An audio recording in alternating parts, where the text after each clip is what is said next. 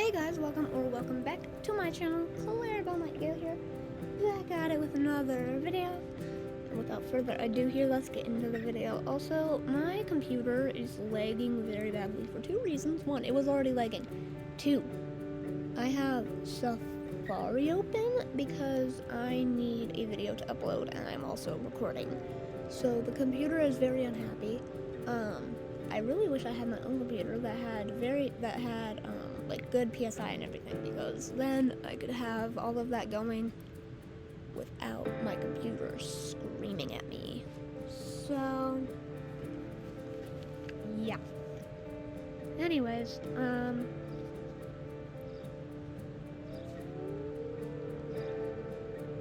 I think after this video, I might take a break from recording, do something else, possibly get a different video uploading for my phone, just so that way my computer can be like taking a little break. I don't know. But it's fine. I'm okay with lag. It bugs me, but I'm okay with it. I can deal with it for a bit. Because I need to get these videos uploading, because I've been gone for forever.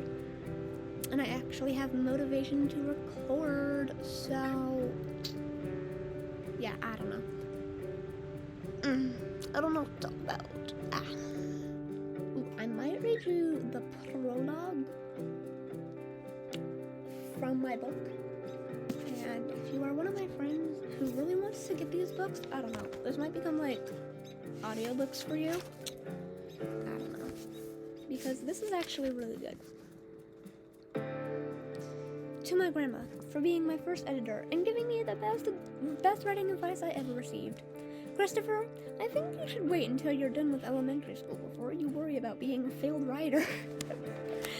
So, fun fact about this author, apparently he had wanted to be a writer since he was in elementary school, which I find very awesome and very adorable, and I love that. It's never too early to start following your dreams, because I really want to be a photographer. Definitely a photographer. Like, what I want to major in is photography and just like performance of the arts, like theater basically. That's really what I want to major in, but you know, I know I've been reading from the Magic Tree House, but like I read through those so fast that it's not even that fun, to be honest.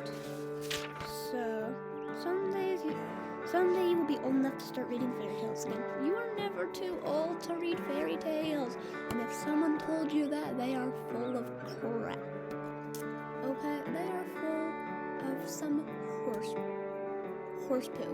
They are full of horse poo. Me trying my hardest not to cuss right now? I don't know, I cuss too much.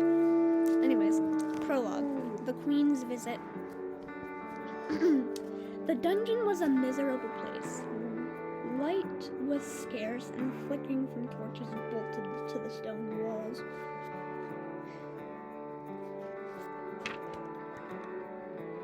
Foul-smelling water dripping inside from the moat circling the palace above. Large rats chased each other across the floor, searching for food. This was no place for a queen. It was just past midnight, and all was quiet except for the occasional rustle of a chain. Through the heavy silence, a single set of footsteps echoed through the halls as someone climbed down the spiral steps into the dungeon. A young woman emerged down the steps, dressed head to toe in a long emerald cloak.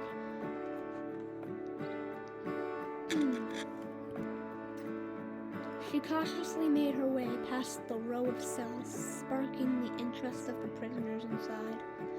With every step she took, her pace became slower and slower, her heart beat faster and faster. The prisoners were arranged according to crime. The deeper she walked into the dungeon, the crueler and more dangerous the criminals became. Her sights were set on the cell at the very end of the hall, where a prisoner of special interest was being watched by a large private guard. The woman had come to ask a question. question. It was a simple question, but it consumed her thoughts every day, keeping her lying awake most nights. And was the only thing she dreamed about with the little sleep she managed.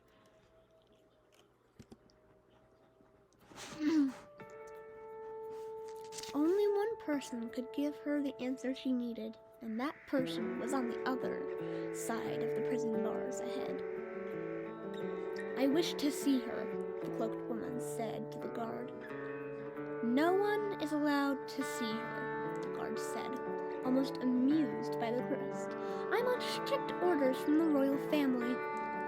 The woman lowered her hood and revealed her face. Her skin was as pale as snow, her hair was as dark as coal, and her eyes were as green as a forest. Her beauty was known throughout the land, and her story was known even beyond that. "Your Majesty, please forgive me," the stunned guard apologized. He quickly bent into an overly pronounced bow. "I wasn't expecting anyone from the palace." "No apology necessary," she said, "but please do not speak of my presence here tonight." "Of course,"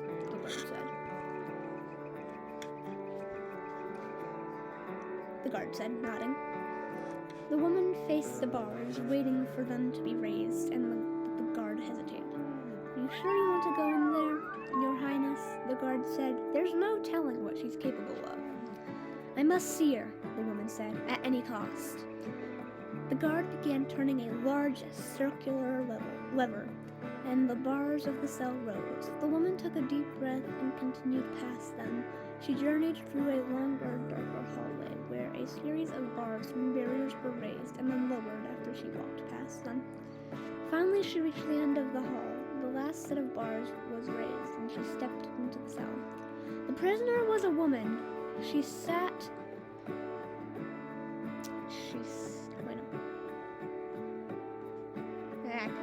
The prisoner was a woman. She sat on a stool in the center of the cell and stared up at a small window.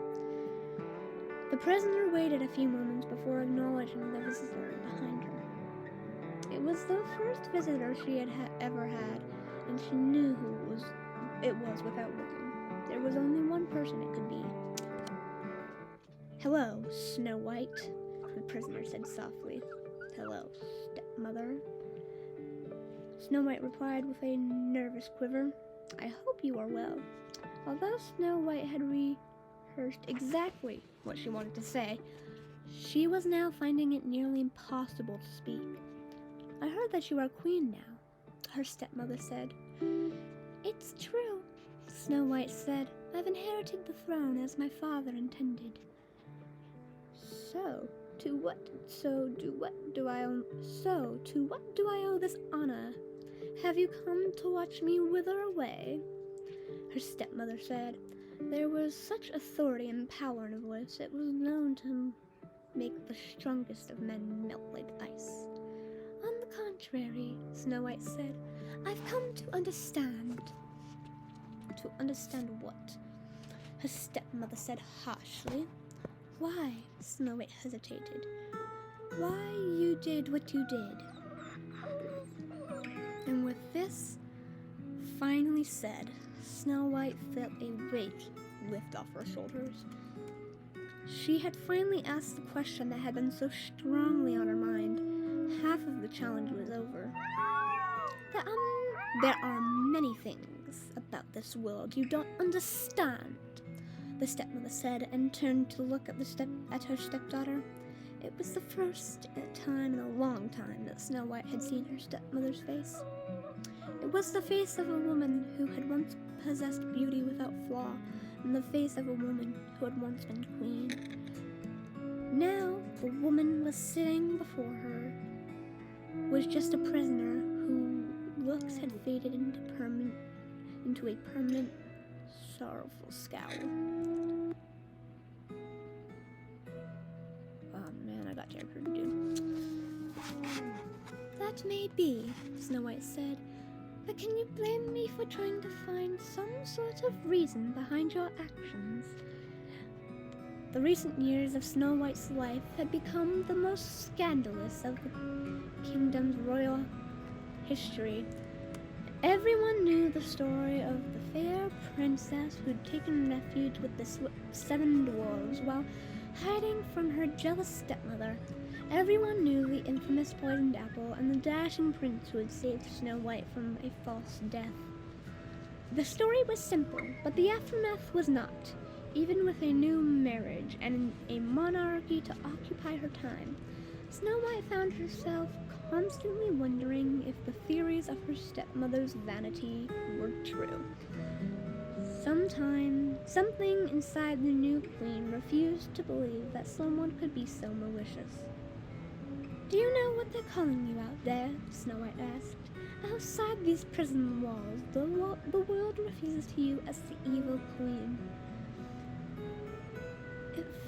If that is what the world has labeled me, then that is the name I shall learn to live with," the evil queen said. "Once the world has made a decision, there is little anyone can do to change its mind." Snow White was astonished by how little her stepmother cared. But Snow White needed her to care. She needed to know why. Know that there was some humanity left in her. "They wanted me to execute you. They wanted me to execute you after they discovered your crimes against me. The whole kingdom wanted you dead." Snow White's voice faded to a faint whisper as she fought off the enormous emotions building up inside her. "But I wouldn't allow it. I couldn't." "Am I supposed to thank you for sparing me?" the evil queen asked. "If you expect someone to fall at your feet and express gratitude, you've come to the wrong cell." "I didn't do it for you. I did it for myself," Snow White said. "Like it or not, you are the only mother I have ever known. I refuse to believe that you are the soulless monster the rest of the world claims you to be. Whether it's true or not, I believe there is heart deep down inside you." Tears rolled down Snow White's pale face. She had promised herself she would stay strong, but she had lost control of her emotions when she was in her stepmother's presence. "Then I'm afraid you're wrong," the evil queen said. "The only soul I've ever had died a long time ago, and the only heart you'll ever find in my possession is a heart of stone." The evil queen did indeed have a heart of stone, but not inside her. A rock in the shape and the size of a human heart was on a small table in the corner of the cell. It was the only item the evil queen had been permitted to keep when she was arrested. Snow White recognized the stone from her childhood. It had always been very precious to her stepmother, and the evil queen had never allowed it out of her sight. Snow White had never been allowed to touch it or hold it, but nothing was stopping her now.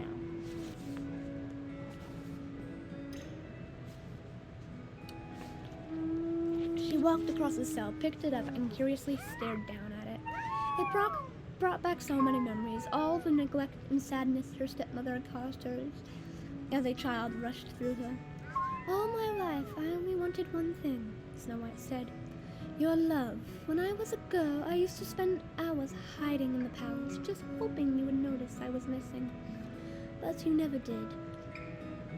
You spent your days in your chambers with your mirrors and your skin creams and this stone."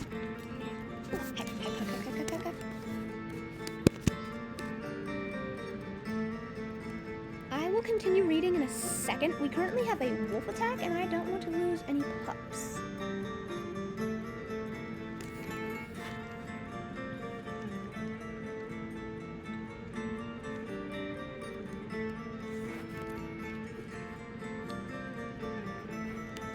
I don't know why I'm doing like Snow White's voice in a British accent. I just kind of feel like she would have one. I don't know. She just seems so prim and proper.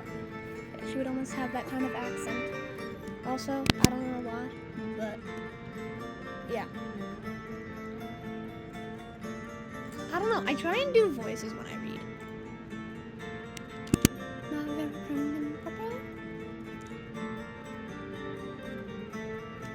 Is this Misty? If this is Misty, I'm about to kill someone.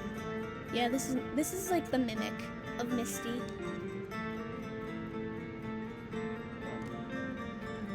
Oh, there are 2 wolves. Oh dear. I did not know there was 2. I did not see the second one. I only saw this one.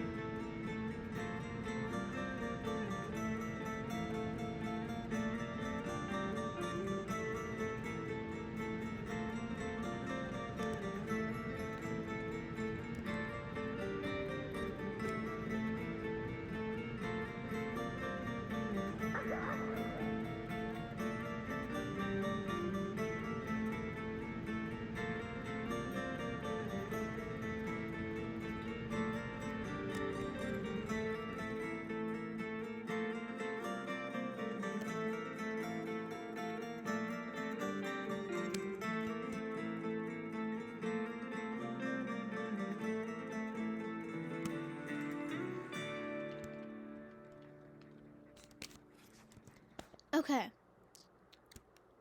And we're gonna go mark the weak hexes.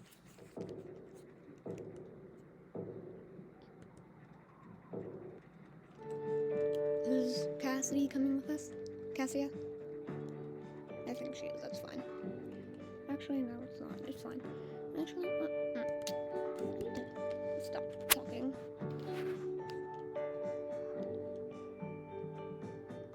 Yeah, she's trying to come with. We're gonna send her home. We're gonna do some territory and then we're gonna head back. We can get food tomorrow.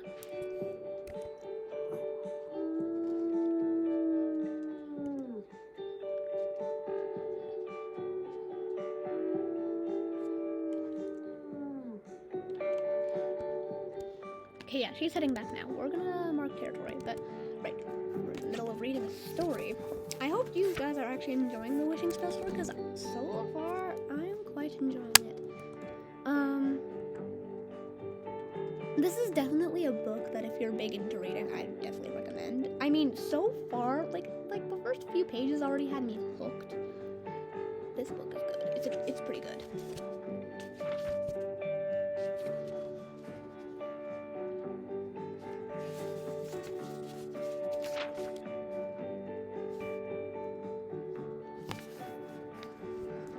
Chambers and the stone. You spent more time with strangers with anti-aging methods than you did with your own daughter. But why? The evil queen did not answer. You tried to kill me 4 times, 3 of which you attempted yourself, Snow White said, shaking her head in disbelief. When you dressed as an old woman and came to me at the dwarf's cottage, I knew it was you. I knew you were dangerous, but I kept letting you in. I kept hoping you would change. I let you harm me. Snow White had never confessed this to anyone and couldn't help but bury her face in the palms of her hands and cry after saying it. You think you know heartbreak? The evil queen said so sharply that it startled her stepdaughter. You know nothing of pain. You've never received affection from me, but from the moment you were born, you were loved by the whole kingdom. Others, however, are not so fortunate. Others, Snow White, sometimes have the only loves they've ever known taken from them. Snow White didn't know what to say. What love was she referring to? Are you speaking of my father? Snow White asked. The evil queen closed her eyes and shook her head. Naivety is such a privileged trait, she said. Believe it or not, Snow White, I had my own life before I came into yours.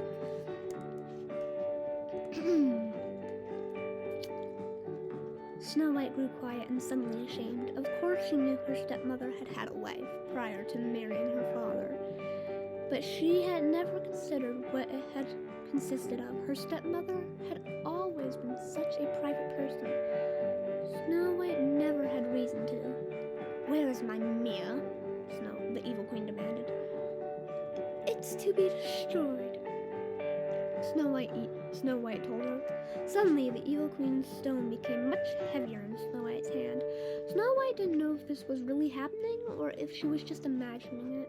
Her arm became tired from holding the stone hurt, and she had to put it aside.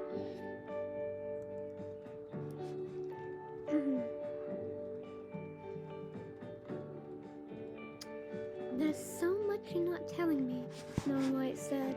There are so many things you kept from me all these years. Snow White lowered her head and stared at the ground. She remained silent. I may be the only person in the world that has compassion for you. Please tell me it isn't going to waste. Snow White pleaded. If there were events in your past that influenced your recent decisions, please explain them to me. Still, there was no response. I'm not leaving here until you tell me, Snow White yelled, raising her voice for the first time in her life. Fine, the Evil Queen said.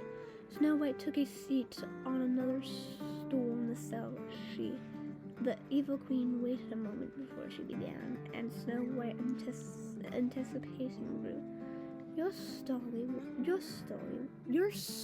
will forever be romanticized, she told Snow White.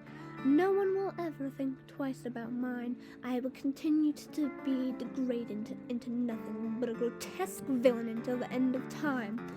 But what your world fails to realize is that a villain is just a victim whose stories haven't been told. Everything I've done, my life's work and my crimes against you, has all been for him. Snow White felt her own heart grow heavy. Her head was spinning and her curiosity had taken over her entire body. Who? She asked so quickly that she forgot to hold back the desperation in her voice. The Evil Queen closed her eyes and let her memories surface. Images of places and people from her past flew out from the back of her mind like fireflies in a cave. There was so much she had seen in her younger years, so many things she wished to remember, and so many things she wished to forget. I will tell you about my past, or at least the past of someone I once was, the Evil Queen said. But consider yourself warned. My story is not one that ends with a happily ever after.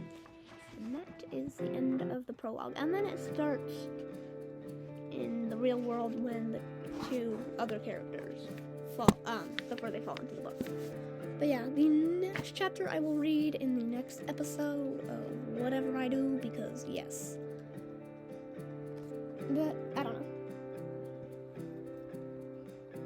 If y'all are actually liking this story, let me know in the comments down below, and I will continue to read it for you. But yeah.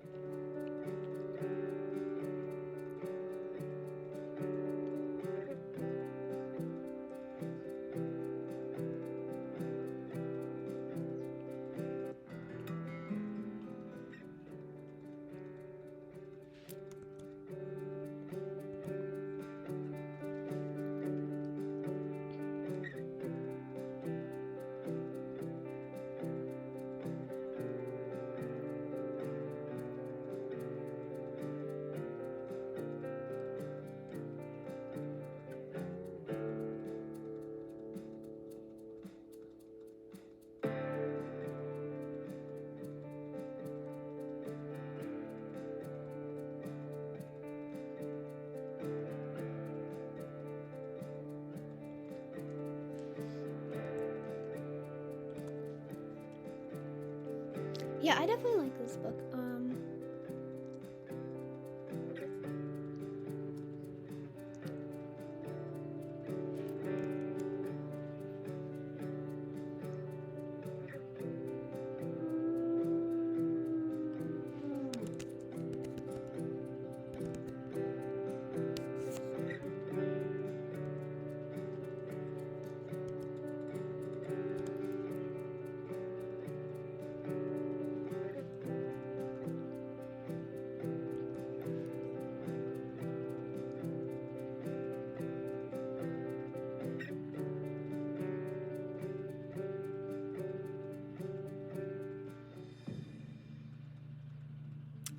Y'all, I am so excited for the saga.